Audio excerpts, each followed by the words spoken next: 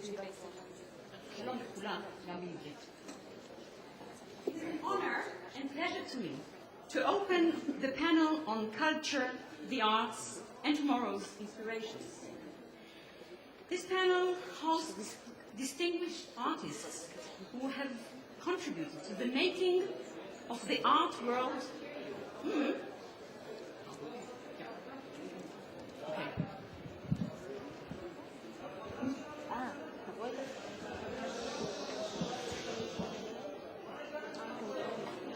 Okay. Can you hear me now? Okay. Can we start now? So, again, good afternoon, ladies and gentlemen. It is an honor and pleasure to me to open the panel on culture, the arts, and tomorrow's inspiration. This panel hosts distinguished artists who have contributed to the making of the art world of yesterday, today, and all, from old to young, are continuing to shape the art and culture worlds of tomorrow. They represent today's major art forms: documentary and feature film, visual arts as they located in museums, architecture, music, literature, and cartooning. Part of these art forms have been staying with us for quite a while. That is, from antiquity through the Renaissance to the present day and beyond. Others are rather new. Museums became a public phenomenon since the 18th century. Classical music, in the form known to us today, also emerged at about the same time, whereas film and documentary, as is well known, are mostly 20th century offspring. The historical deposits these arts carry pose perhaps the major query for our panel today. Will they survive and continue to thrive well into the third millennium? The power to renew themselves incessantly and insistently attests for the arts' vivacity and resiliency. Sensible vehicles for human reflectivity and reflexivity, causing as such unique pleasure. The arts have been more recently hailed for their capacity to creatively respond to the aspirations of diverse and more individual and collective identities. Our challenge, thus, is how to guarantee that art in its various branches, genres, styles, and cultural origins will not only continue to thrive, but still be relevant to the changing conditions of human existence.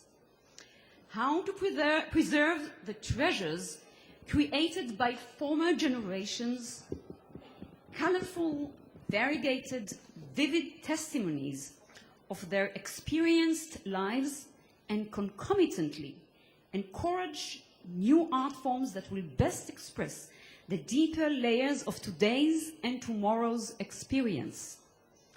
All of you, honorable guests, gave your minds and souls to such questions in the work you have done throughout your life. We are now asking you to give some food for thoughts, or images for vision, or sounds that will nourish us in imagining and designing the art world of the future. Art world of the future. This sounds megalomaniac, Wagnerian. However, unlike Richard Wagner's grand plans, ours is ever more modest, ever aware to possible clashes between art, politics, and morality. How to go beyond politically correct mannerism and to grant voice to those less heard, minorities, women, the poor, the subjugated. This is one of our missions in today's and tomorrow's worlds. Moving to our most illustrious guest, I think, his major life project has changed for all of us the whole way of thinking, imagining the worst in human history. He taught us how to face Shoah, literally, or how human beings can deteriorate to act in most evil way to other people, Jews and others. Dr. Claude Lanzmann, of course, acclaimed masterpiece, Shoah, that all of you heard of, and so I hope many of you. He sensitized us to the limits of representation of these horrors, and that less in art is more. Mr. Lanzmann is a holder of the Resistance Medal, and later he, and still is, a leading journalist. He translated both resistance and journalism to reflective, non-sentimental, sensible experience in his documentaries.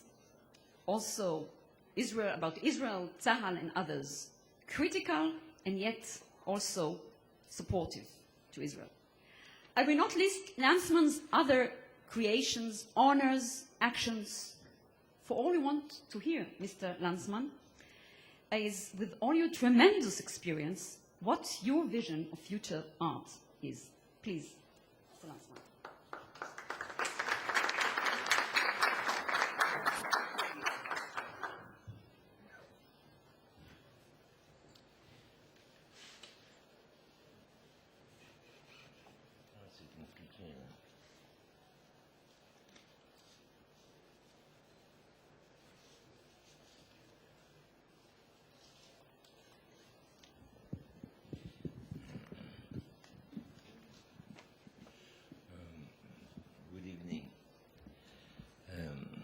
I hope, do you hear me?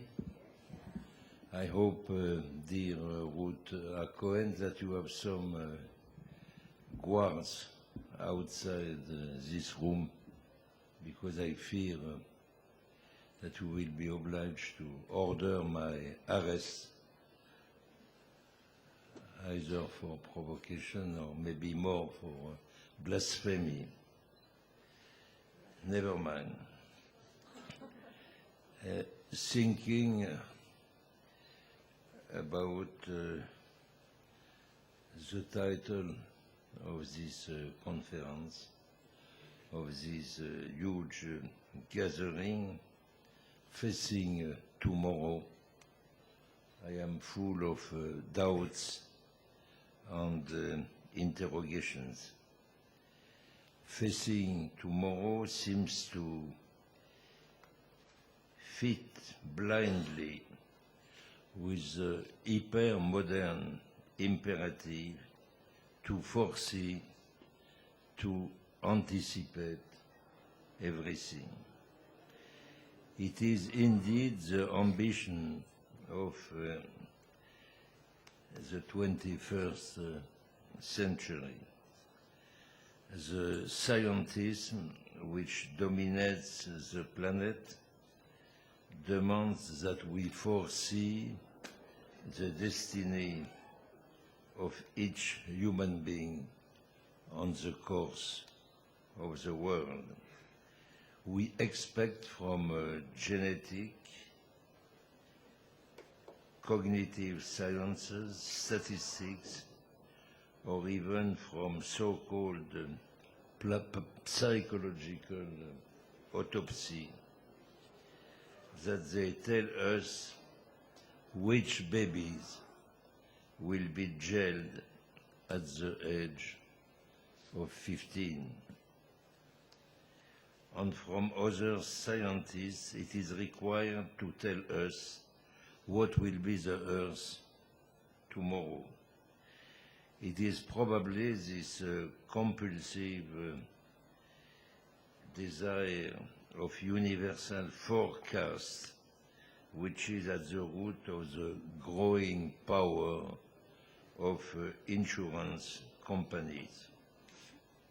The motto to govern is to foresee, has nowadays been taken in the literal sense.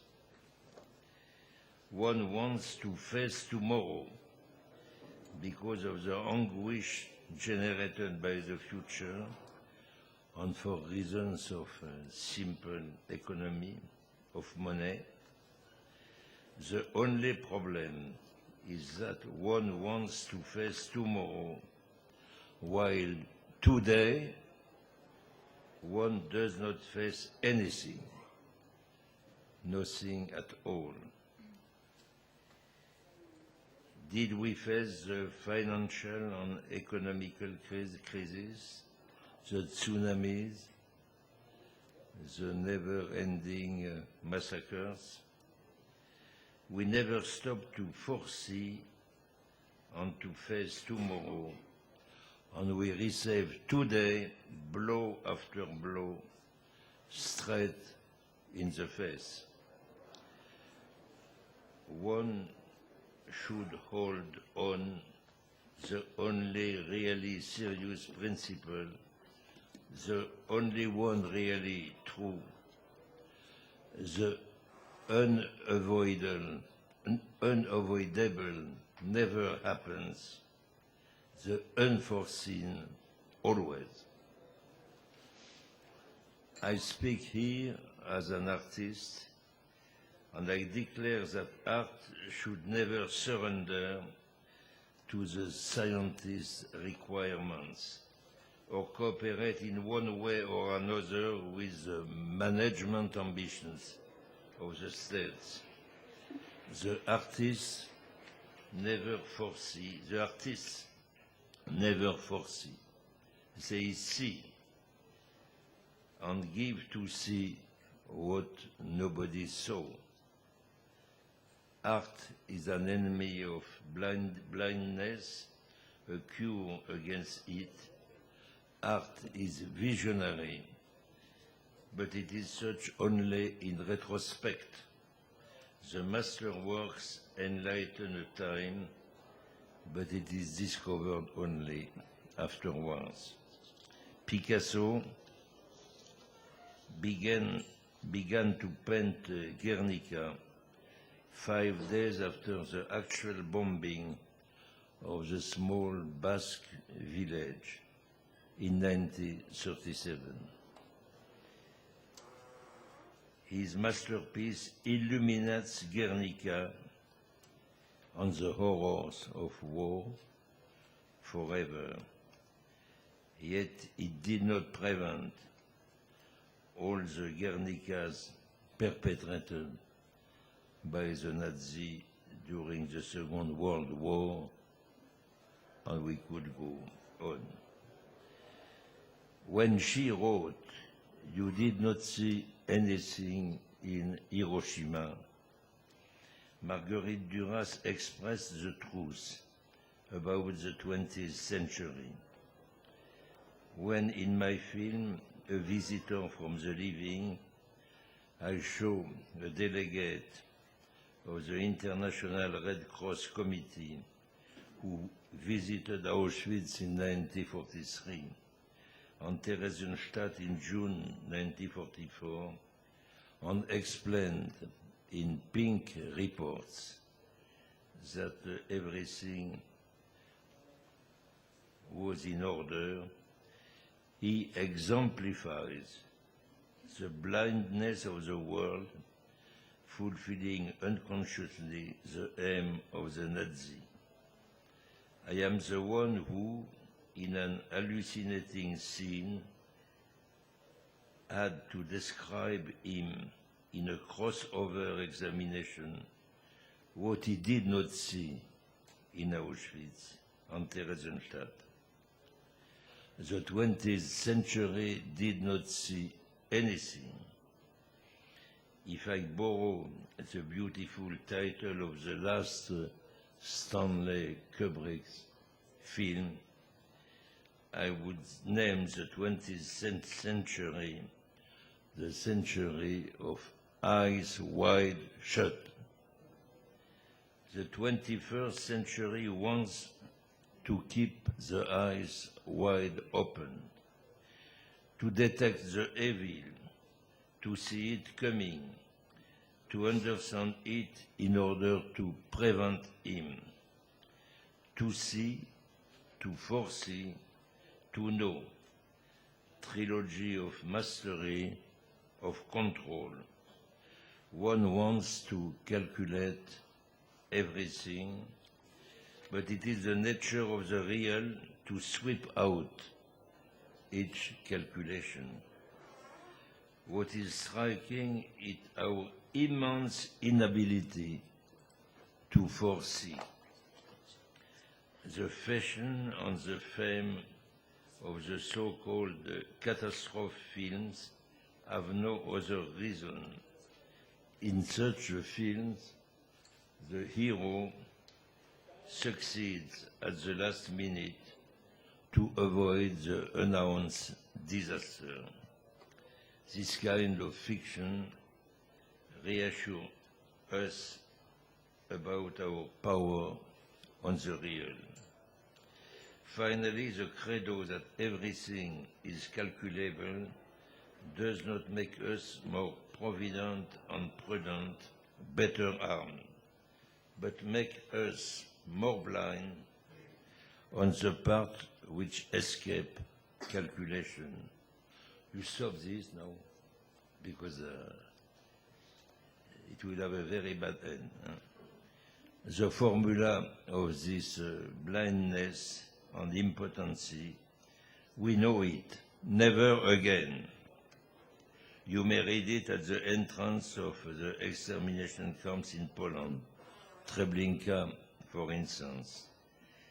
It is the root of the modern doctrine called in French l'humanitaire, in English the humanitarian, launching wars to avoid them. The result is not always very bright.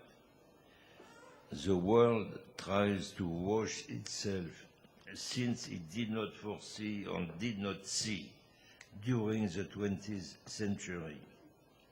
It dreams of the absolute contrary at the beginning of the 21st and assures us that this is not a dream but the most realistic possibility. The Jews should not be accomplices of these modern trends. We are still very far of the full intelligence of the 20th century. We are not rid of it. The beast is still fertile. And the Jews will deserve to be called men of the future only if they never stop to face their past and to look deeply into it. They must be like the angel of Paul Klee, according to Walter Benjamin. He is turned towards the past. The angel is turned towards the past. The wind pushes him towards the future, but his eyes are staring straight on his own history. Thank you very much.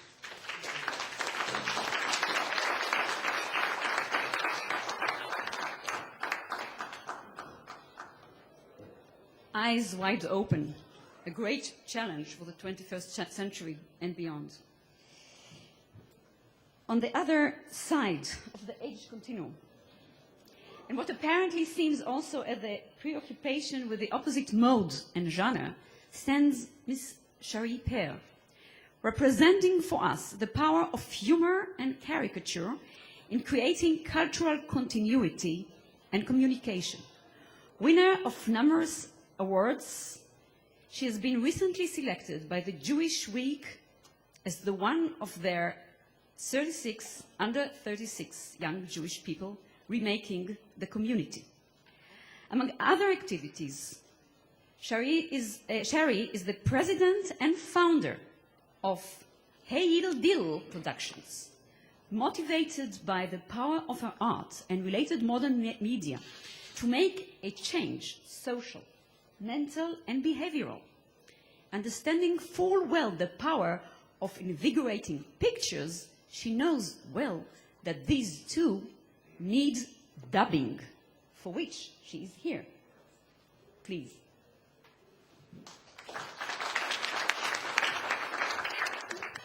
Thank you, Professor Hakohen.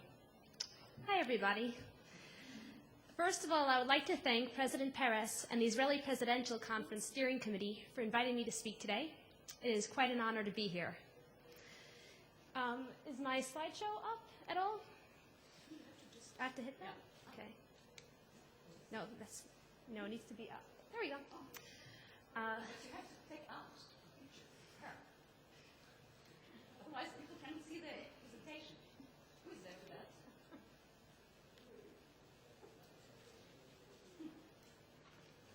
Is it working? Oh, great. Perfect. This evening, I would like to focus on the importance of utilizing the arts to send important messages to all people of all ages. It's true that a picture is worth 1,000 words, but when pictures and words are used together, they can inspire millions. In today's world, people have become a lazy group. They're not naturally lazy. It's more like an acquired trait. You no longer pick up the phone. You instant message. You don't write letters. You send out emails. You don't even have to type the emails at a computer anymore. You just take out your iPhones and text. I'm sure some of you are checking your BlackBerries as we speak. So how has this technologically induced laziness impacted the arts today? In today's moving and grooving, ripping and zipping society, people have no patience for anything that's not the newest, the best, the shiniest, the quickest, anything that doesn't speak to them. People don't see the world in black and white anymore. In virtually every entertainment field, everything is bigger, flashier, more colorful, brighter, glitzier, and as eye-poppingly catchy as possible. The old joke used to be, what's black and white and red all over? Of course, the answer used to be a newspaper. However, today, unless the newspaper is in bold, almost kaleidoscopic colors, the younger people pay no attention whatsoever. That's why the classic movies, TV shows, books, and cartoons are being ignored or remade. And by remade, I mean glitzified, revamped, or blinged up, to adapt a word from today's kids' vernacular. Yes, remade, but not improved. The purpose of the arts is not only to be something that is pleasantly stimulating to our senses, but something that can also deliver a message that will appeal to the intellect as well. It seems to me that we've gotten a little bit away from the intellectually stimulating aspect of the arts. Let me show you an example of how I believe we are dumbifying society. Here are covers of Superman comics from 1938, 1966, and most recently from 2007. In 1938, with the first Superman action comic, there was no dialogue and no written material on the cover. By 1966, the comic had evolved, and the reader was actually expected to be a reader. There were actual words written on the cover. However, by 2007, there is virtually no writing on the cover, nothing to read. Most of the comics today have hardly any writing, not only on the cover, but virtually nothing within the body of the comic itself. There has clearly been a regression. Our goal must be to re-stimulate the audience's intellectual nerves, to reach and even surpass the higher standards of eras past. How do we entice and then capture the attention of today's younger generations? The visual arts are the strongest of all the media. The premise of my projects, for example, is to draw people into a spider web of sorts, to entangle them with visually pleasing images and thought-provoking dialogue and narrative, and thusly convey a strong message. The goal is to present something that doesn't appear intimidating and will not scare off the target audience. Once you've got them, you don't want to let them go. My project, the Unmasked Comics Project, co-founded with my amazing partner who is here with me today, social activist Imbal Fojnovic, is an example that utilizes this philosophy. The comics produced depict extraordinary stories of social change through the fun, engaging comics medium in a way that inspires others to get involved with social action. In a world filled with much negativity, we feature positive, captivating stories that carry the message of hope and tikkun olam, or repairing the world.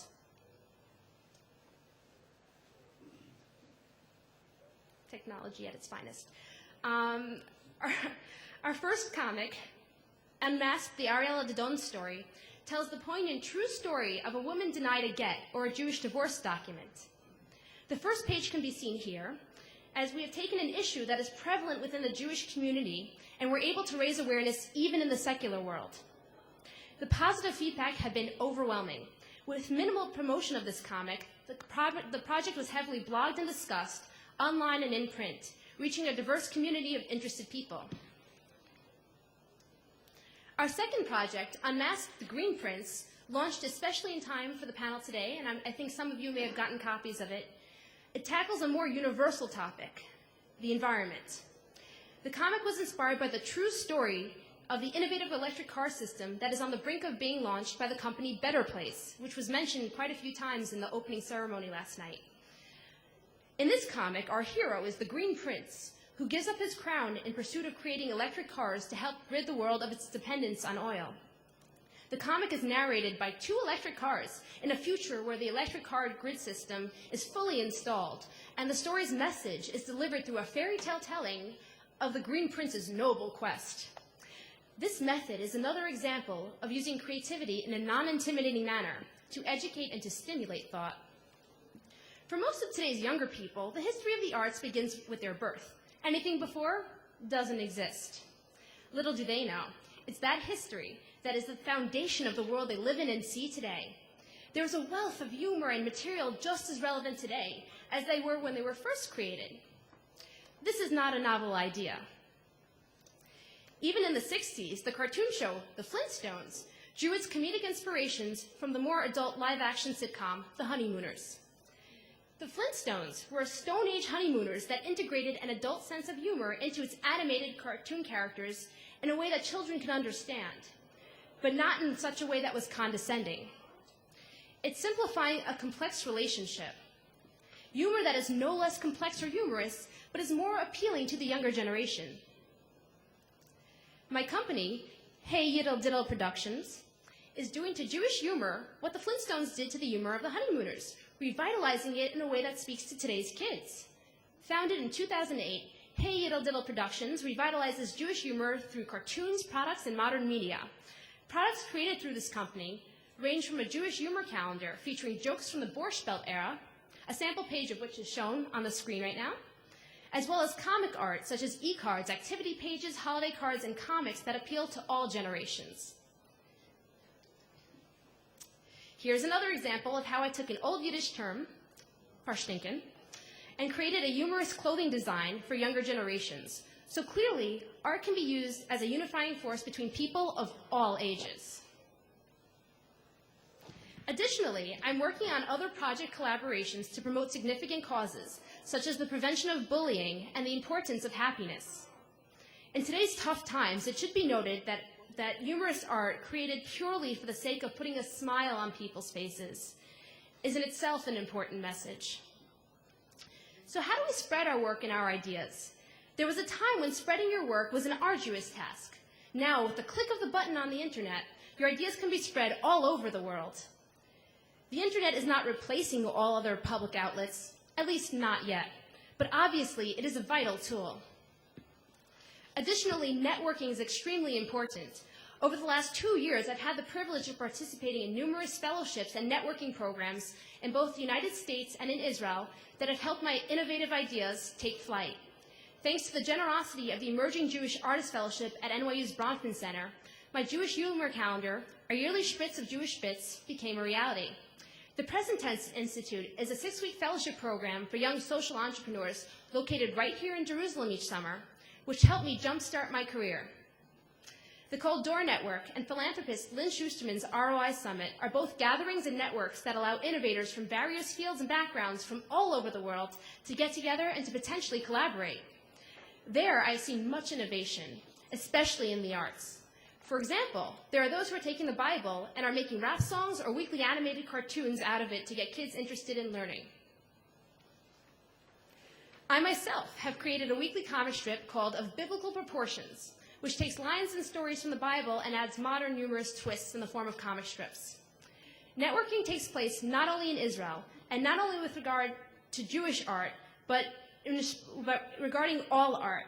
For example, the National Cartoonist Society, of which I am a member, is an organization of the top cartoonists in the United States. The National Cartoonist Society exemplifies the importance and success of networking through its meetings, events, and conferences, where there's a sharing of ideas and the birth of opportunities. Yes, we have all this new modern media. It can be used in one of two ways. It can either overstimulate and create a society of hyperactive kids, or we can use it to teach and to inspire them to believe at an unbelievable rate.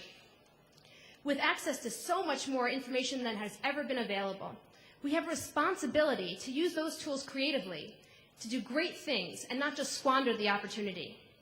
I am confident that once we have lured the younger generations into our web of thoughtful art, we will see the evolution of art and humor accelerate at a pace befitting our global age.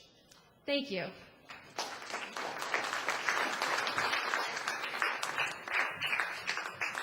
Thank you very much, Shari. And I must say that the last biblical proportions arrived into my desktop sometime. Didn't know that it was yours. In any event, we are now moving from Yidel Dill to real Yiddish, which, among other languages in which Jews and others used to speak and write, and are still speaking and writing, Polish, Hebrew, German, French, and so on, is the cultural soil in which the prolific literary work of Gilles Rosier thrives. His doctorate from University of Paris dealt with the Yiddish writer Moshe Broderson, and since 1994, he is the director of the largest Yiddish library in Europe, and he is founder in 2008 of Gilgulim, a periodical of contemporary Yiddish literature, and has published since 1999 6 novels. One of them, Un amour sans résistance, against resistance, has been translated into 12 languages, Ahava Klu'a, Veshoken, in Hebrew. Haaretz published recently a few of his tantalizing and thought-provoking short works. Mr. Rosier, a man of longing, as he defines himself, his work is a prime example for how today art, ethnography, and history are intermingled to call our attention to perplexed identities, paving new modes of memory and renewal. Please, Mr. Rosier.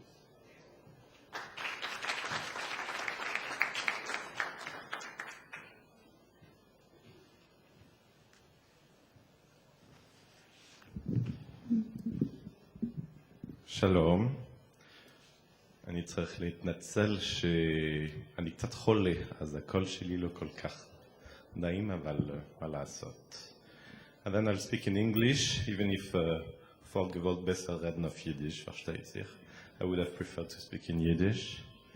A year ago, I was interviewed by Haaretz, and I said that I'm a person of nostalgia. And I gave one example. I gave the example that I'm always very sorry when I'm going to an Israeli supermarket and I see that there are more than 2 brands of yogurts. I would prefer if there were only Gil and Eshel, as in the good old time. And regularly when I want to buy a ticket to Istanbul, I prefer to buy a ticket to Constantinopolis or Byzance. And the Yiddish part of my life is also a sign that, I've got a problem with this microphone, that I prefer to live in the past than in the future. That's why I was very surprised when I received the invitation to this conference, but malasot.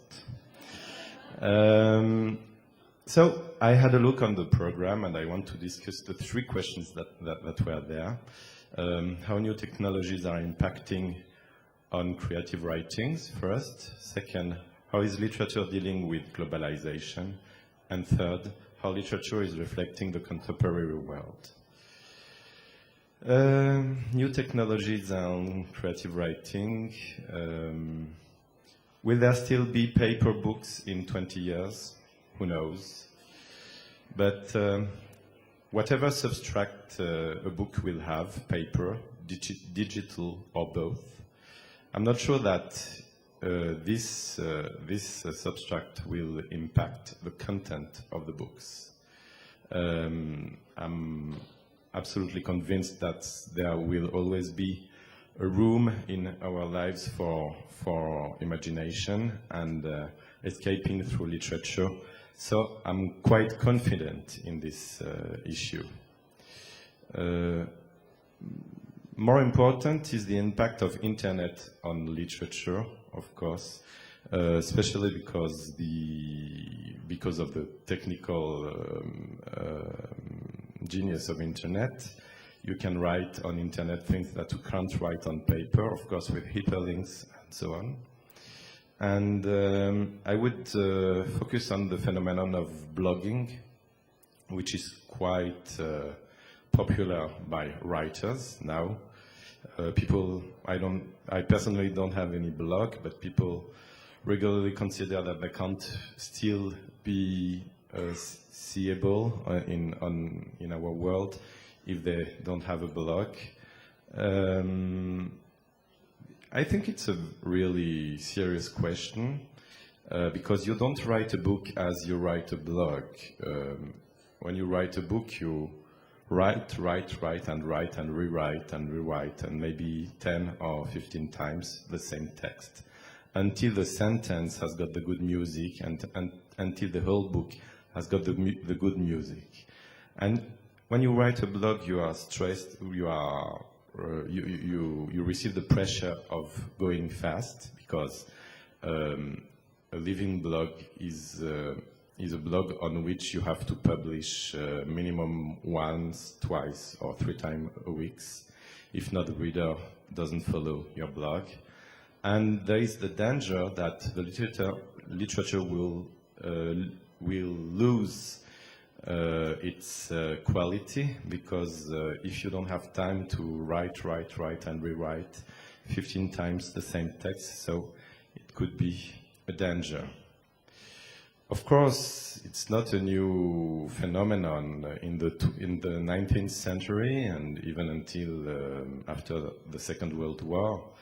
Novel writers used to publish their works in feuilleton, in newspapers, such as Balzac did with his works, or Isaac Bashevis Singer in the Vorwärts until the 70s. And I can also give the example of the Yiddish novelist Sholem Asch, who published his wonderful trilogy Petersburg, Warsaw, Moscow, in such a form, like in feuilleton, Hemsheichim, in the Yiddish press. And at the end of these thousands of pages, a hero would have brown eyes and he had blue eyes at the beginning, or he was called Moishe at the end and Mordre at the beginning, just because the author didn't remember 1, 2, 3 years later what he wrote 3 years earlier. But when the book is published in paper form, in a book form, so the writer has time to re-elaborate his work. Globalization now. In Warsaw, Hong Kong, New York, Paris, Tel Aviv, Riga, all main streets, all malls look the same now, with the same shops, with IKEA, with McDonald's, with Zara, with H&M, Swarovski, and so on. It's the same in bookshops. You find the same Paulo Coelho, Dan Brown, Marc Levy, in every bookshops in the world, or almost every bookshop. You have to go to confidential small bookshops, if they still exist, to find quality literature. And I can give the example of a number of countries in which those quality bookshops already disappeared. USA, for example, Israel, with the book market shared between Somet Sfarim and Steinmatzky. There's almost no, maybe in the universities, but almost no quality bookshops in Israel, England, and in a certain measure, Germany and Poland, for the countries that I know. In France, a special... In 1996. And since that year, as the Anne and Jerome Fisher director of the Israel Museum, so these museums are multilingual and multicultural to begin with. The spaces seek to speak to each other across periods, cultures, medias, enlarging their capacity to make room, literally, for new modes of creativity and mental engagement. Mr. Snyder, during his office at the Israel Museum, part of which in difficult times, remember at the time of the 2002 in the midst of the Intifada, is responsible not only for ambitious loan exhibitions into and from Israel, for developing international friends organization, doubling the endowments and making precious acquisitions of Rembrandt, Poussin, Pollock, to name a few, but under his leadership, to almost complete the grand 20 million project to upgrade and unify the 20-acre campus of the museum, of which we shall, I think, hear now, and it's opening in 7 months, and we are all very much waiting for it. Mr. Snyder.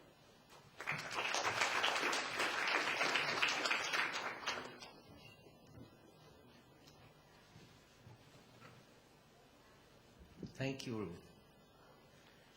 You know, it's interesting listening to the other panelists and having received Ruth's paper a few days earlier with the subject being the predicaments and prospects of today's art world, and thinking about a panel that would include representatives of a range of art forms, and for each of us, categories where the antecedents or the artifacts that inform what we do and what we are about are, of course, all very different.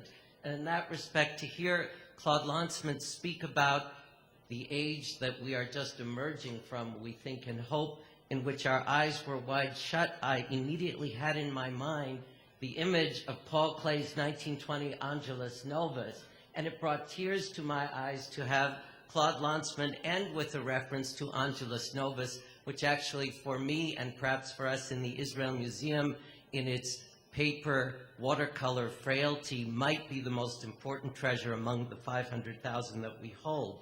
And so even thinking about how we all represent different forms that come from different places, in a way, much of what we do, of course, is about our senses. For some of us, it's about our eyes. For others of us, it's about our ears.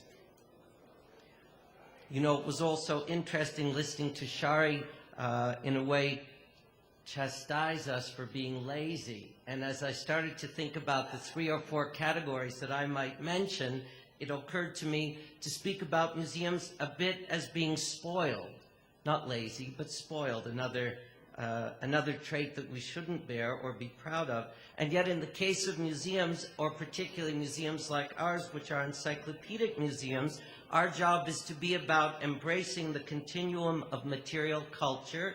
In my life at MoMA before coming to the Israel Museum, my focus was on the emergence of modernism from 150 years ago to the present, and of course to what comes after the present. And my life now in the Israel Museum is about looking forward, but it's also about looking backward. And it's as if in an encyclopedic museum like ours, you open the floodgates to all of the sources of modernism. And so for us in museums, the point is that we are a continuum of culture. We're meant to be a continuum of culture from the beginning of material cultural time to the present. And this is a very different mission from the challenge in contemporary culture, which is about the contradictions that appear so often in contemporary mediums. For us, past examples simply represent the frame for the present and the unfolding foundation for the future. With respect to our own museum and what we are doing at the current moment, and Ruth has referred to the transforming renewal that is currently underway, perhaps what we are doing is symbolic of this notion of what museums are about. I hope you all know our campus. What it is exemplary of the kind of aesthetic synthesis that you rarely see anywhere in the world. We are about the integration of art and archaeology, of architecture and landscape in a way that is unbelievably powerful. And if you ask me at another moment why it is that I'm here in Jerusalem, it is exactly because of the power of that landscape. You look at our architecture, which was created in the mid-1960s, and it is an amazing example of a kind of migratory modernism that you see nowhere else. The architect of our buildings, Alfred Mansfeld, came from Russia through the Bauhaus to Palestine and brought international modernism here. Friedrich Kiesler, the architecture of the Shrine of the Book, was a conceptual modernist who went from Austria to America before World War II. Isamu Noguchi, the Japanese, perhaps first environmental sculptor of this last century, who migrated from Japan also to the U.S., brought a unique Oriental landscape to our setting in Jerusalem and laid it over the ancient and antique hillside that is our museum site. If one wants to talk about globalization, in a way this represents globalization before globalization. And I think one can think in many ways that globalization is simply a term for something that's been around for a long time in many ways. We talk in the museum world about being a universal museum, about universalism.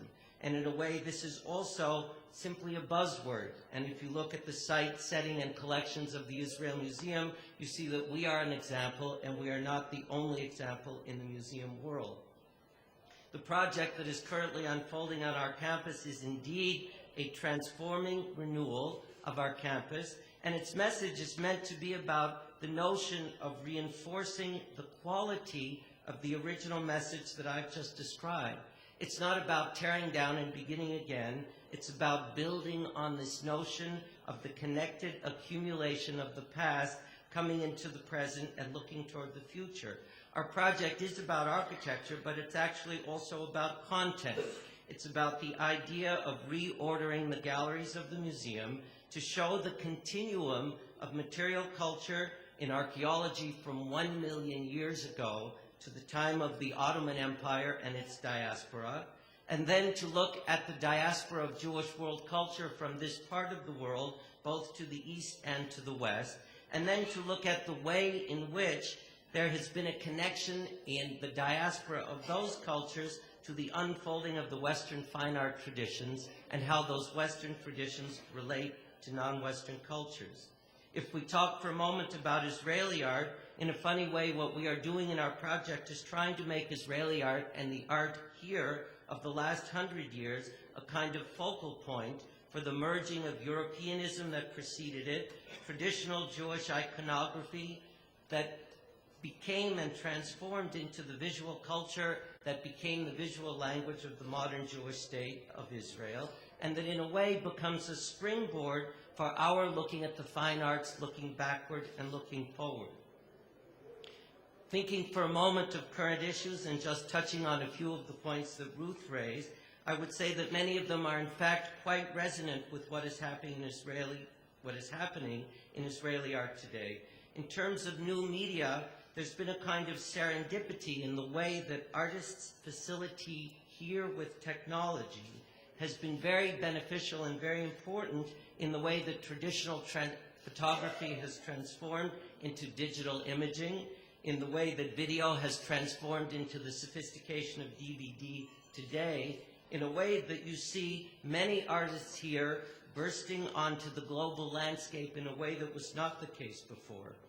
In an interesting way, and because my life institutionally has really been about two museums, the Museum of Modern Art and the Israel Museum, it's fascinating for me to see that artists from here that we have paid great attention to in the last 10 years have been shown on the landscape of the Israel Museum, of the Museum of Modern Art in its galleries just within the last 2 or 3 year time. Or to think that Michael Arad, who's going to speak after me, is the architect for the project at the World Trade Center site. This really wraps all of these points together, I think, in a very nice way.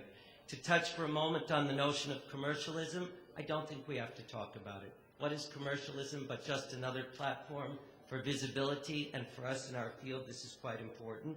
And finally, a point that Ruth raised, that I think should come up here in case there are any questions from you, the notion of restitution of cultural property from one part of the world to another.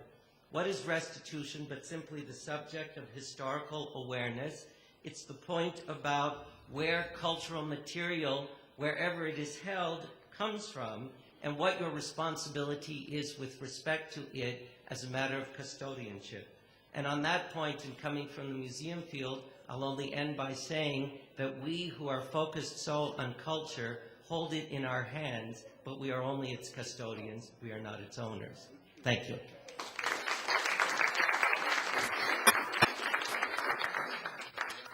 Thank you very much, Mr. Snyder, for starting to create the already discussion. We want to use the word entice, Sherry, so among us panelists.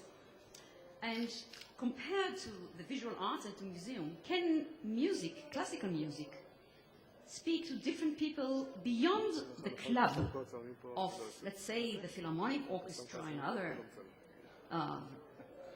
aristocratic places like that, and be relevant to people in other disciplines and media, in business, technology, and social projects? Mr. Itai Talgam, who studied directly under the late Leonard Bernstein and had his international debut with him as a co-conductor, is an internationally renowned and prize-winning conductor who seeks to go beyond the conventional halls of preparatory classical music to move exactly in that direction. His maestro programs were founded on that belief that in the orchestra, as in the workplace, music, and I believe as musicologists likewise, has the power to create community and reinforce shared values. Music embodies knowledge and innovation, he believes, individual effort and collective achievement, and offers a work environment that is full of opportunities for excellence as self-actualization, same as many successful businesses. What music can tell us of future forms of organization? Will it be able, classical music of the big masters, to survive in its older form and renew itself further? This is, among other things, what we are going to hear from Mr. Itai Talgam.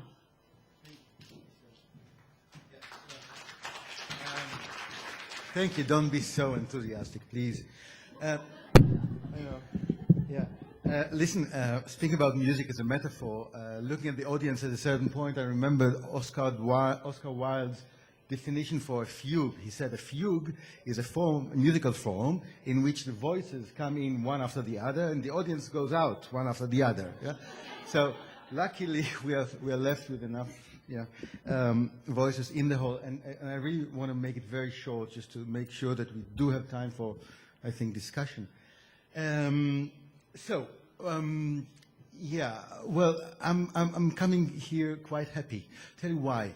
I just came this morning from Ireland, where I participated in a Google's conference. Do you know Google? How many of you use Google? Good. So now I know you're alive because you actually moved, which is also good. Okay. So why am I so happy? This is a sales conference. People are talking business. It's about. This is the stage here. Okay. It's fine. Just. People are talking business. It's about business, right? And they sit there and they hear from the Google leaders about all the new innovation, and people are really excited about the new products and all that. And then they hear something about an idea some Spanish girl working for Google had. She said, I live in Madrid, and often I have visitors from abroad, and I always take them to the Prado, the museum in Madrid. And we want to see the famous pictures, only we can't because there are millions of Japanese tourists, hanging there with the cameras. You can't see anything. So why don't we put the actual pictures from Prado on Google Earth? Yeah?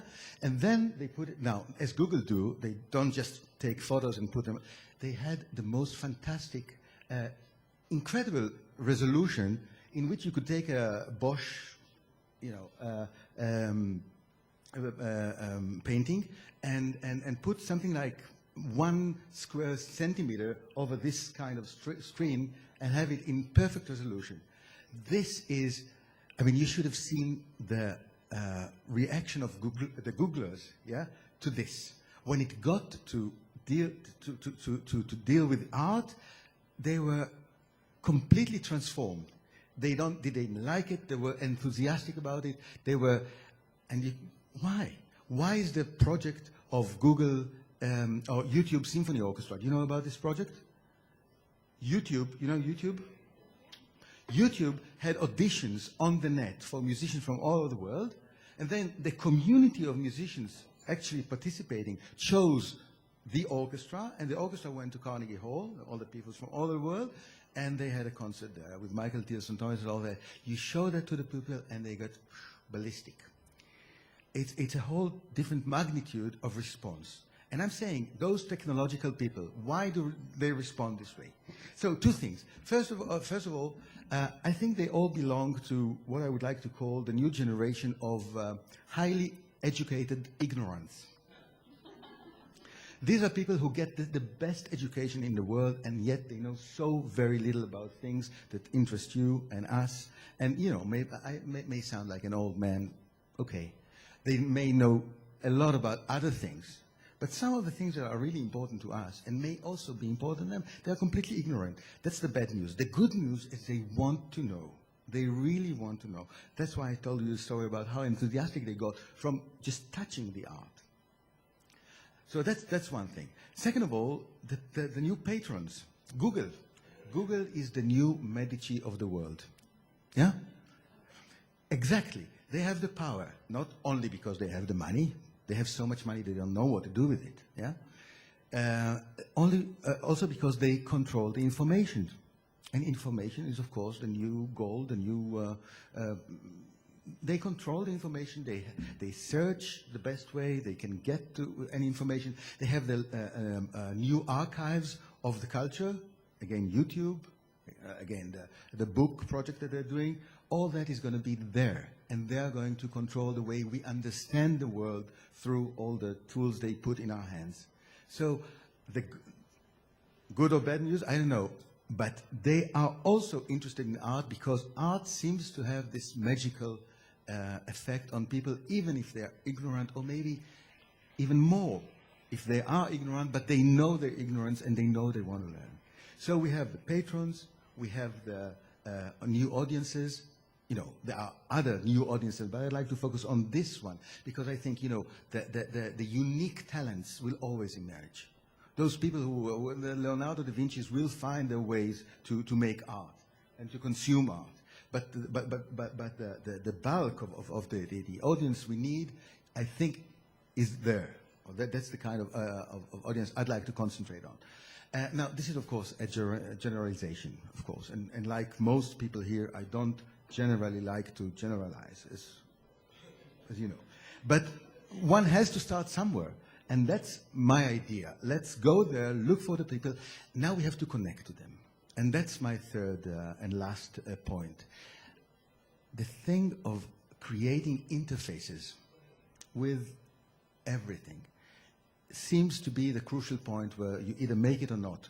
Gone are the days where Alban Berg, the famous composer, could take his orchestra to the different factories around Vienna and just play to the workers because that was so natural. And it was at the Israel Philharmonic. They had the first series was for the bourgeoisie, and the second was for the workers. And until today, if you go to the second series of concerts in the Israel Philharmonic, they are dressed differently, they are nicer,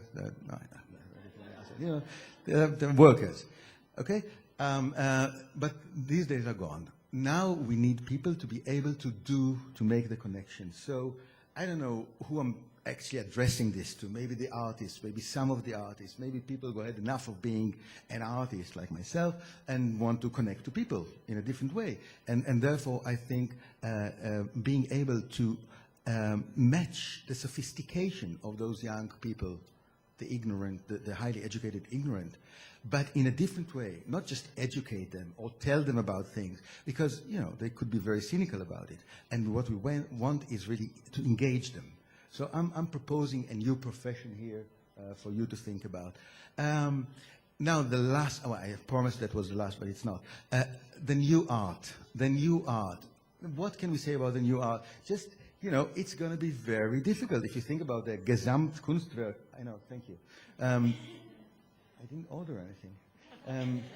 Yeah, I know.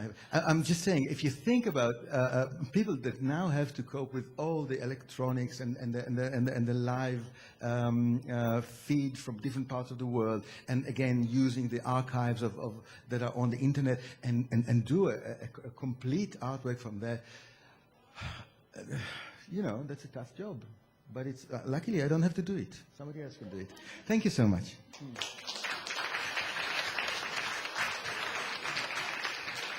Thank you so much, Itai. And with your highly educated ignorance, we can move further to think of, we start and end with catastrophes and memorials. Mr. Michael Arad, and you've already heard, was one out of 1,000 architects whose design for the World Trade Center sites memorials, the famous Migdalei Te'omim, reflecting the absence, that was the name of his project, was chosen by the Lower Manhattan Development Corporation in January 2004. Same year, he joined Handel Architects as a partner, and in 2006, Mr. Arad was one of 6 recipients of the American Institute of Architects Young Architects Award. Previously, he worked in various urban mega projects like the Union Station Tower, a mixed-use 108-story skyscraper in Hong Kong. How concrete, glass and iron, very concrete elements, reflect that which is forever absent, is one of the paradoxes art coped with since antiquity. Yet today's and tomorrow's world are grappling with new form of absence and bareness of globally threatened worlds. Mr. Ahmad, who grew up here in Jerusalem, please.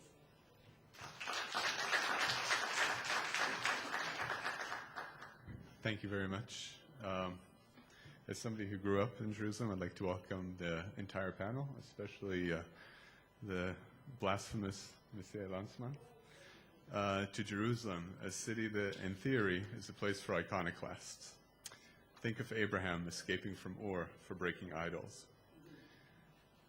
Speaking of freedom, architecture is the least free of the arts, the one tied the most to power, financial and political, from the patronage of popes and Medicis to today's political and business elites. Often, the most extravagant architectural expressions occur in the very repressive regimes. If you will let me be provocative for a minute and talk about art's capacity for evil, what do we think of the culpability of an artist like Leni Riefenstahl? What is her responsibility? How do we think of that? I think architecture's juncture between art and profession can be the key to its relevance and salvation.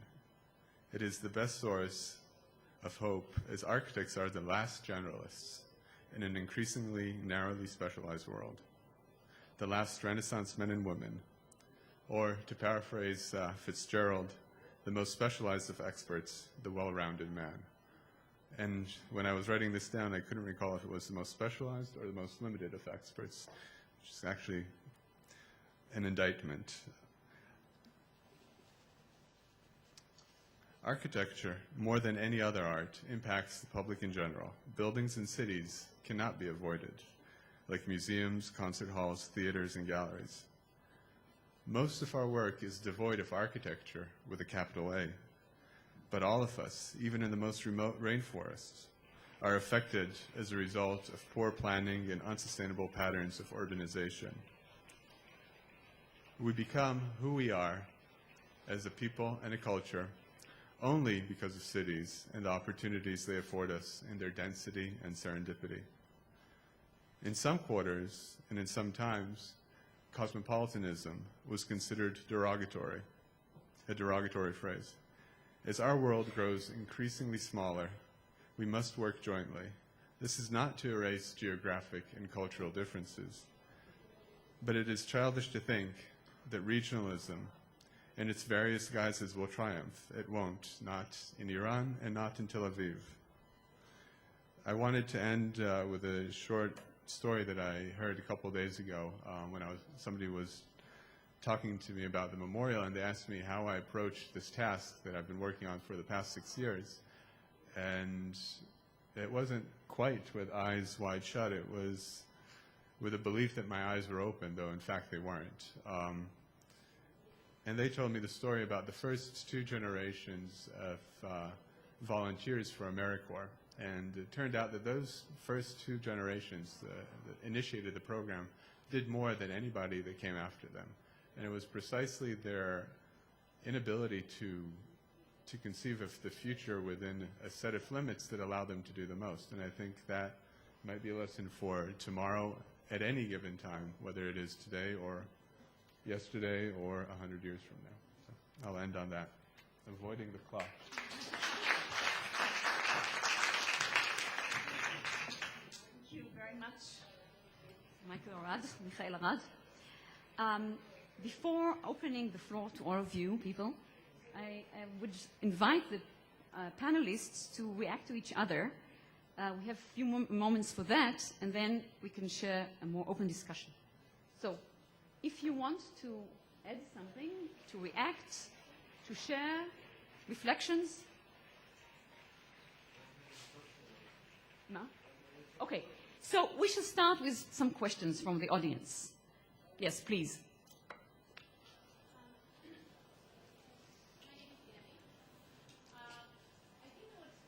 Can you speak louder, please?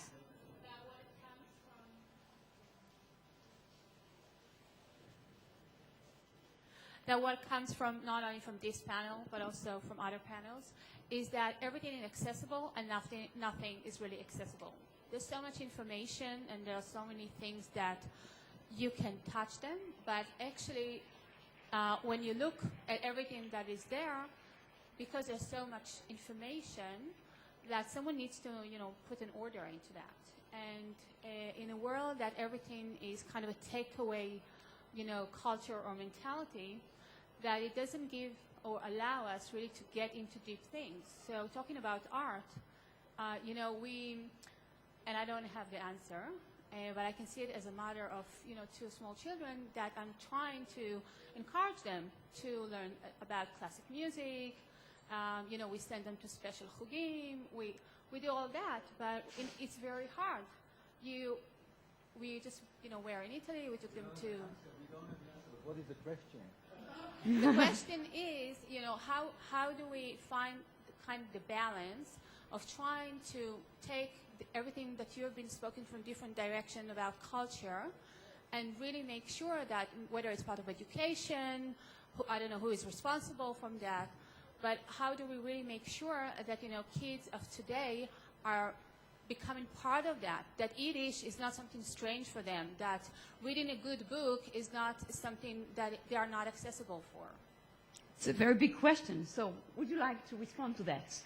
Do you mean that the world of computer is just a problem for the rest of the culture? That's what you mean? Yeah, that it's kind of, I don't know if it's in interaction with against each other, but it seems that, if a child will have to choose whether he's opening the computer and searching in Google, or he's going to the library to search for information, he will do that. If he has to decide whether he's going to a classic music concert or he will go to a friend to play football, this is where he will go. And the problem is that the educational system doesn't encourage them or doesn't open for them these windows of opportunity. It's like it's very, very... Would you like to say? The question is how to cope with the fact that the children or the new generations, the generation of the 21st century, is so different from the way, even we have here 2 or 3 generations, we grew up with much more, if I go back to what Mr. Rozier spoke about, with much more kind of pace that allowed us to delve into works of art, whether they were musical, literary, or otherwise. And today's children are of very different sort of perception. Very short I can give a personal experience. My children love computer, and they love reading as well. Just, I think I waited 13 years until the bar mitzvah to give them a computer. They were not educated with the computer, but now they use both, and they have great pleasure to go to the bookshops with us or to the libraries with us. That's a problem. Of course, there is the pressure of the surrounding, but that's also a problem of education by the parents, of course. Can I disagree? Yes. Yeah. Was it Victor Hugo that said this will be the death of that? Was it Hugo that said this will be the death of that, talking about the printed book versus the cathedral? I think it was. And I think we always have a tendency to have an apocalyptic view of the future, and that everybody that will come after us will have absolutely no culture. I think it's wrong. I think our children will have a much richer culture in a different way than the one that you grew up in. And in fact, I think in some ways they will be more sophisticated than us. I think they will grow up in a more connected and cosmopolitan world. You know, Ilani, your question is really interesting, because I think if you think back through time, at any given point in time, there was more out there around you than you, in your contemporaneous moment, thought that you could possibly comprehend. I think this has always been the case. And there is a kind of burden on you as the parent of those children, because in a way there is no clairvoyance. Michael was right to say that, you know, you look into the future. Actually, no one can look in that direction. But what you can do is absorb from the history that's behind you. And your only obligation is to make sure that those little kids see and absorb as much as they possibly can. And it doesn't matter if it's football or going to a concert. It's just about absorbing and sort of appreciating the notion of how all things relate to one another and all things become part of a continuum. I mean, this is why I say that being in an encyclopedic museum, in a way you become spoiled because you know that and see it every day, but in fact I think that's the reality of our lives. Non, excuse-moi, je ne comprends pas ce qu'elle demande. I don't understand what she has. Vous pouvez me dire en français?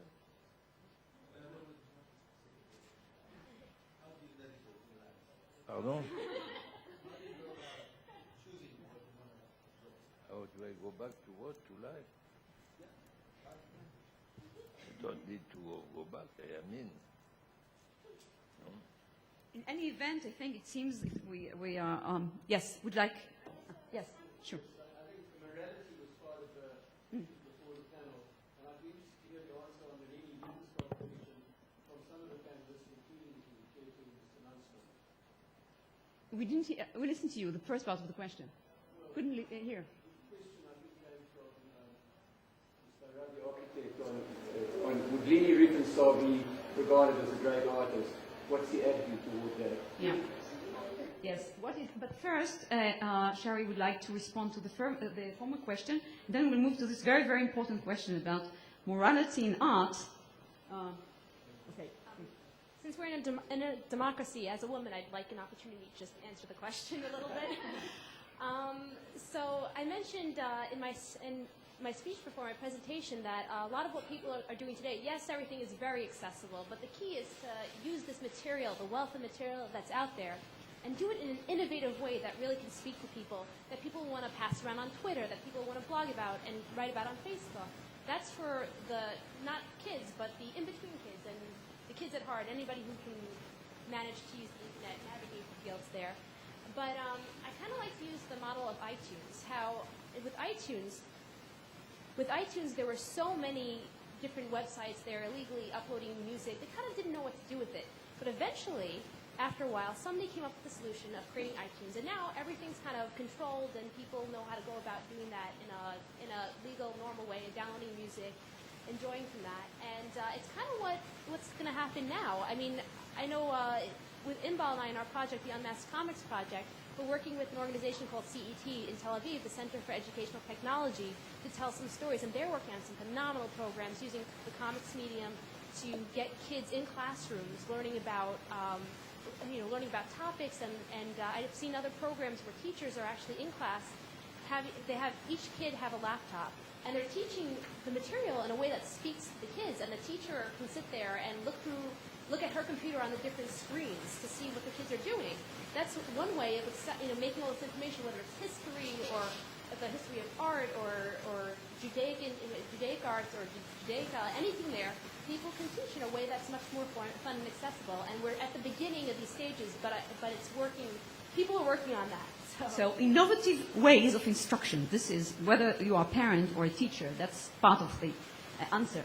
But let's move to the second question. The question about morality. Leni Riefenstahl, I mentioned beforehand, Richard Wagner, and we can add more to this list. What are we doing with this sometimes very important artworks that these artists, some of us, do not like so much? First, this question.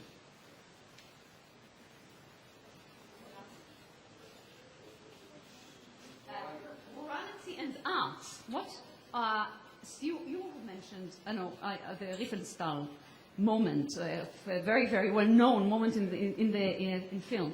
What are we doing with this sort of art? I will try to answer. I am not sure that I understood what she wants to say. It is a strange question. She asked, what do you do in order to help your children to absorb culture?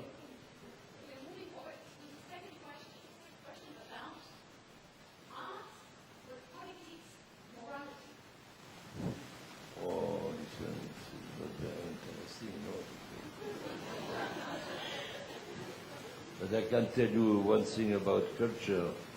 I have a son of 16 years old. Not 60, 16. I never oblige my son to watch my film Shoah. He does when he has the desire, when he wants. I wrote a big book not long ago. I think he did not read it, but he absorbs me in many other ways. And it is the best way to absorb culture. I am not behind him with a gun on the neck, no.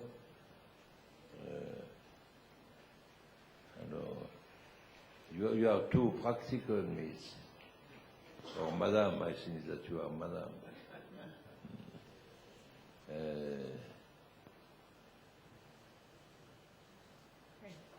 I would like to add. Just maybe also morality in the same way. Just in the same way, Mr. Lanchman speaks about education, and you have to know how to teach morality. And is this working? I don't think so. Yes, yes. But everybody hears, right? Yes. I don't know that art has heavier obligation towards morality than any other form of human expression. Is building the atom bomb work of art, or maybe it is also. Stockhausen called the terrible tragedy of the twins the greatest artwork ever. The composer, Stockhausen, not a stupid guy. Maybe immoral, but not stupid. It works now. It works now? Don't repeat everything I said. Yeah. Would you like to add anything to this? Just a simple point. I don't know why it always seems so simple. Come to the issue of approval and censorship, very cool. But we can't wash our hands of it either. We can't say that there is no moral dimension. We cannot say that there is no moral dimension to our work.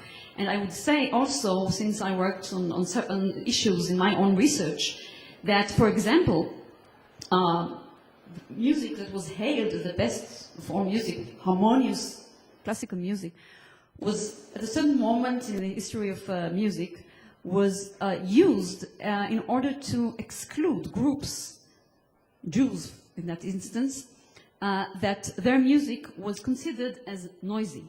And nowadays, when we listen to this music, do we have to, because of that, to think about it in a way that we are not anymore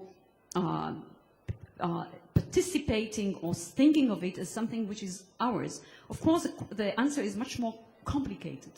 But we have to be aware of that dimension. I think this is what you mean, Michael. We have to be aware of that dimension and to somehow be able to negotiate it in our cultural profiles, in our cultural discussions. And this is also part of education. So you cannot just perceive works of art without thinking, reflecting, discussing, and so on. This is part of the game. Yes.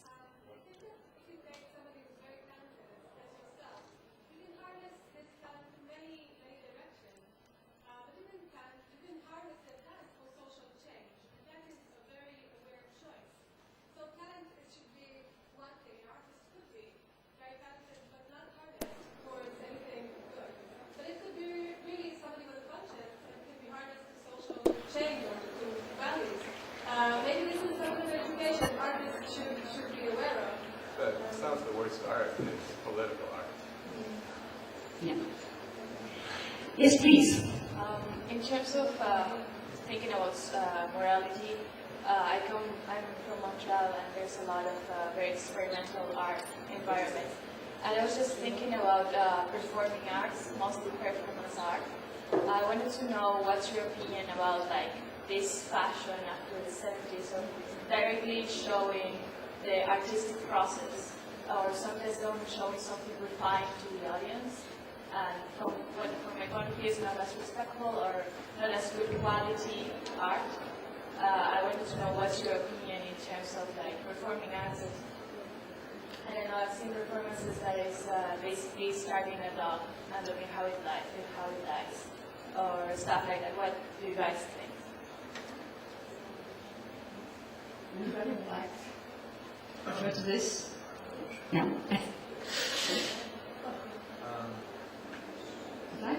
The thing is, it's interesting what people are willing to see as a work of art. And it differs in different arts. For example, I asked my students in Bezalel, Bezalel is the main art academy we have here, if you go into a gallery and there's a pile of food. What? Gum. Nice word, I know, you know?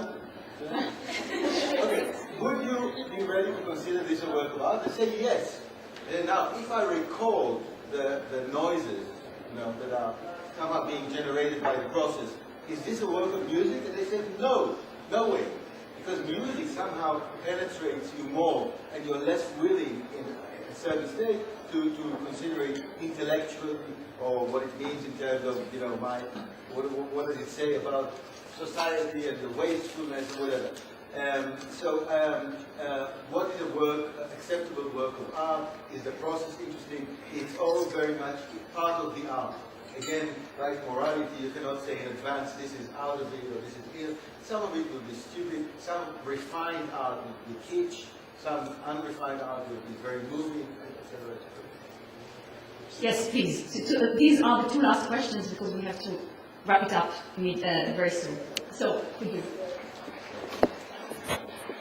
So I must say that in listening to the panel, I'm very impressed actually with Sherry and with Imol's combination, because at a young age compared to the rest of the panel for the most part, to be able to take the thought process of being able to personalize and tell the stories of Shai Agassi in Better Place, which we just saw, or to be able to do it for any one of the panelists, or for any one of the great performers that's out there, personalized stories.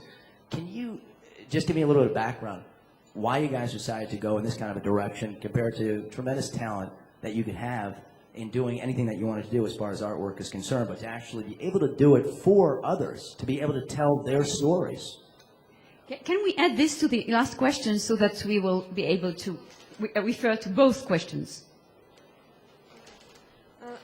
the subject of this discussion is also tomorrow's inspiration, and I wanted to see how new media and different way of lives, how do you think they influence the old media, the old arts?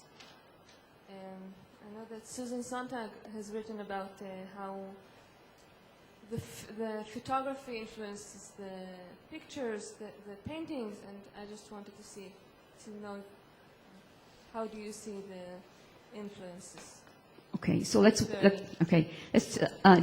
combine the two questions. One is related to your choice as artists to go in that direction, not other.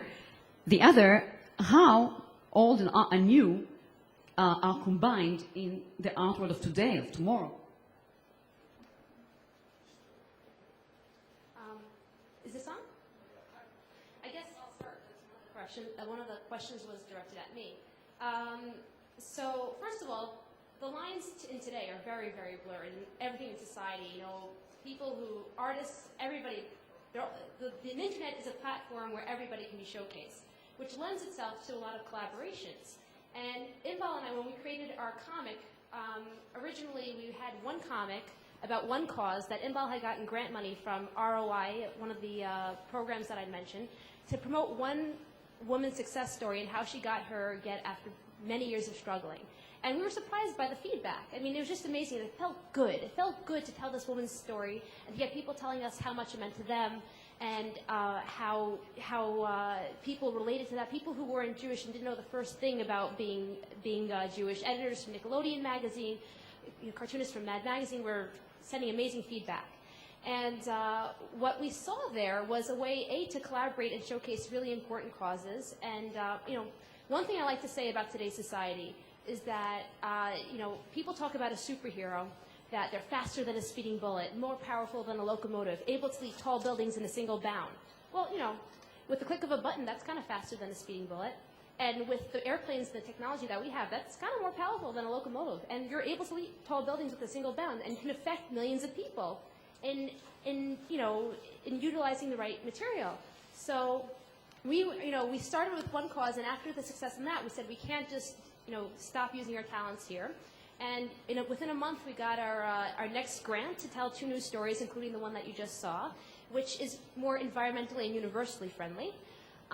And we have our first client, and we have more comics coming up about social divides in education specifically, to show how, from stories from the Talmud until today, how people have been neglected or disrespected because people judge them on their financial capability rather than what's inside. So, it feels good in today's world where we mentioned that there's a lot of amoral art going out there. And, if you look on the television, there's so much stuff out there that I certainly wouldn't have today I don't want to see. I'm always going to be a little kid, but today it's still not kosher for me. So in today's world, we're kind of creating a niche of these stories that can hopefully put some people on the path of the right direction, making the society a little bit moral, happier, inspired again. That's what I have to say about that. Last word, who would like? Before I wrap it up. Anybody? Yes. Ambivalence. Take that, ambivalence. Perhaps another word, which is just a buzzword for us to go with. So. You're looking for something optimistic. I don't know. I just want. I will. That's a good word. I thought perhaps to. There are so many things that have been said now, and this 1.5 hour. You know what's happening in the next hall. But I would like, nevertheless, since we were talking about art, and we saw some art as well, I want to conclude the whole thing with a few lines of real art, which combines at least 2 sorts of art. And this is, with these words, I finish also the article that James Snyder referred to beforehand. It's in the site of this. The internet site of this conference. These are the words of Samich Yizhar, very important writer, Israeli writer. And I'll read it in Hebrew and then in English. ואתה כולך פתוח, ורק שלא יפסיקו, האנשים ששרים, הילדים ששרים. ופתאום ונעשה יש עולם. וכאילו הנה נפתח ורק זורם, ואיננו, כלום אלא יפה כל כך. היפה הזה זה הכל. It's not so clear that it will not be stopped. Arts, you said, Michael, beforehand that the arts will continue and people will come up with ideas. You spoke about that at the time. But it's not, if we will not do something for that on the large cultural, financial, governmental level, we will have much less art and few artists and also audiences for that. So in English, and you are all open, and just don't let them stop. The people that sing, the people that create, the children that sing. And suddenly it becomes a world, suddenly and the whole, the beautiful and the whole. Thank you very much.